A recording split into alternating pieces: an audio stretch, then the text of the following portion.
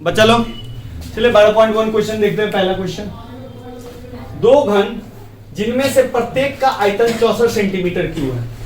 घन है, दो घन दिया हुआ है जिसका आयतन कितना है 64 सेंटीमीटर क्यूब। तो घन का आयतन कितना दिया है 64 सेंटीमीटर क्यूब के संगलक फलकों को मिलाकर एक ठोस बनाया जाता है। संगलक फलकों का मतलब है घन है उसके दो घन को ना जोड़ दिया जाता है। तो एक बात बताइए, घन को इसका जो फलक है उसको हम अगर मान लीजिए ये घन है तो इसको हम ऐसे भी जोड़ सकते हैं या इस घन को हम ऐसे भी जोड़ सकते हैं ना, कोई दिक्कत। तो मान लीजिए मैं इस घन को नहीं इस तरह से जोड़ रहा हूं, क्लियर है? क्यों जोड़ रहा हूं इस तरह से, उसका कुछ कारण है। चलिए, तो घन का आयतन इतना है तो ये जो दो वो घन को जोड़े तो अब ये देखिए, ध्यान से देखिए, ये घना बन गया। अब क्या कर रहा है, जो इससे प्राप्त घनाभ का पृष्ठीय क्षेत्रफल ज्ञात कीजिए। अब ये घनाभ का पृष्ठीय क्षेत्रफल ज्ञात करना है। तो भैया सबसे पहले घन का आयतन कितना दिया 64 सेंटीमीटर क्यूब। तो घन का आयतन का फॉर्मूला होता है 1 क्यूब और 64 को आप लिख सकते हो 4 का क्यूब। 4 चौके 16 चौका 64। 3 से 3 कैंसिल होगा, पावर इधर भी 3 है इधर भी 3। ए बराबर कितना बचा 4। यानी कि घन का सारा साइड क्या हो गया 4 हो गया। अब ध्यान दीजिए कि घन को मैंने लंबाई के हिसाब से टच किया हुआ है, तो इसका साइड 4 तो इसका भी साइड क्या हो गया 4।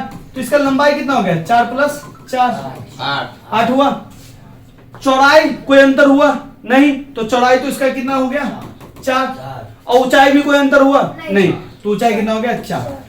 मैंने इसलिए इसको इस तरह से रखा। अगर ऊंचाई के हिसाब से रखते तो ऊंचाई हो जाता 8, बाद बाकी दोनों होता 4। अगर चौड़ाई के हिसाब से रखते तो चौड़ाई हो जाता 8, लंबाई 4 और ऊंचाई 4। कोई दिक्कत?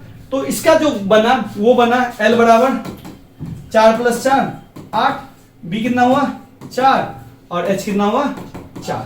हो गया। अब क्या निकालना है, घनाभ का पृष्ठीय क्षेत्रफल। तो डालिए फॉर्मूला, घनाभ का पृष्ठीय